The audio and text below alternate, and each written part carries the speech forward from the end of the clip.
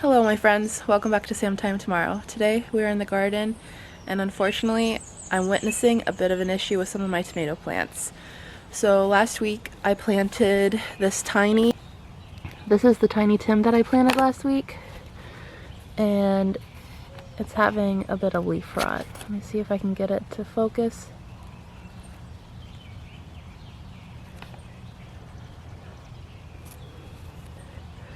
I felt like I noticed something was going on with this plant when I planted it, but I was hoping it'd be fine. But the foliage is going all the way to the top, so I'm thinking I'm gonna have to pull this plant. And unfortunately, I'm noticing it in some of my plants in the greenhouse. I have some yellowing leaves, and that can sometimes mean they're being underwatered or overwatered. But then there's also the spotting. I was looking online, and a lot of tomato leaf diseases look very similar. So some of these, unfortunately, I think I'm just gonna scrap. That means I'm just gonna put them in an area that I don't plant in the garden and let them compost, because I don't want to risk getting any disease in my soil.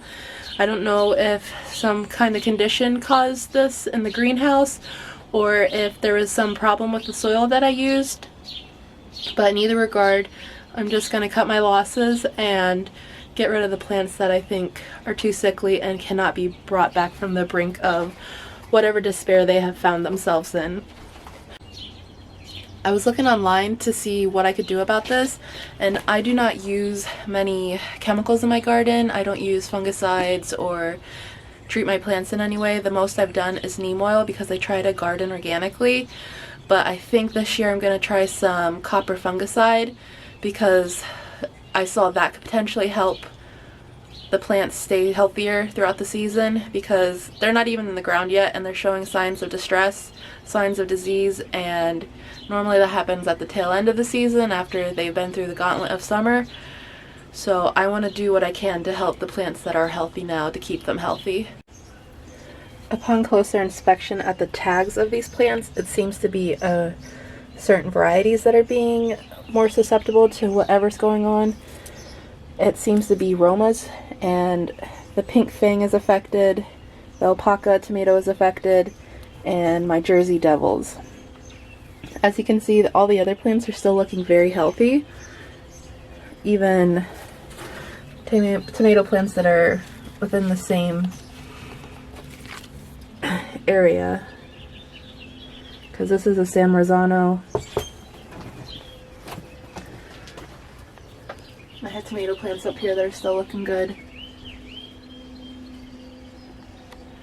It can be very upsetting and frustrating to see signs of disease in your plants before they're even planted in the ground, but I'm trying to look at it as a positive that I didn't spend time getting them in the ground and nurturing them there and then have them just go kaput. It is frustrating because I've spent months on these plants, but that's nature. Things get sick, things don't always work out the way you want them to, and that's just something you have to be comfortable with when you're gardening. You have to be comfortable with that in life.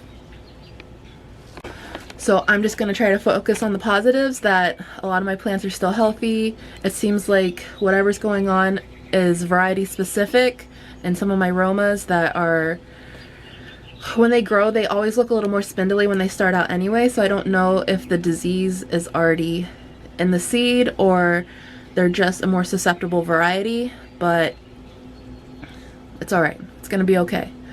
Thanks for joining me on this video. I want to encourage you that if some of your plants get sick, it's okay. Just keep gardening, just keep learning, and have fun. Thanks for joining me. I hope you like this video. If you want to see more in the future, go ahead and give me a thumbs up. And if you have any comments or suggestions for me, go ahead and leave me a comment down below. Thank you.